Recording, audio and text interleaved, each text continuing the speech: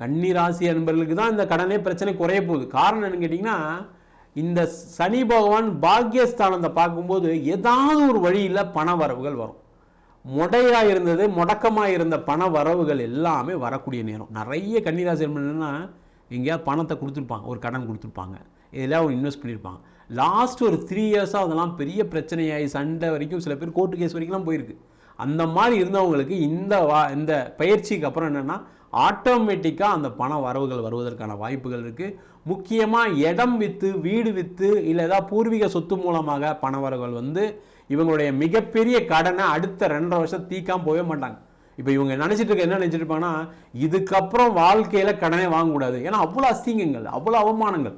நான் ஒரு கடன் வாங்குறேன்னு சொல்லி என்னை எப்படிலாம் பேசுனாங்க தெரியுமா சார் அப்படின்னு சொல்லக்கூடிய ஒரு நிலையில் இருக்கக்கூடிய கன்னிராசி என்பவர்களுக்கு இந்த பயிற்சியின் மூலமாக கண்டிப்பாக கடனை தீர்த்தே தீருவேன், எனக்கு பணமே வேணாம், நான் ஒரு வீடு வாங்க வேணாம், கார் வாங்க வேணாம், எல்லாத்தையும் விற்று நான் கடனை தீர்க்கிறேன் அப்படின்னு சொல்லக்கூடிய உறுதியான ஒரு முக்கியமான பயிற்சியாக அந்த பயிற்சி இருக்க போகுது.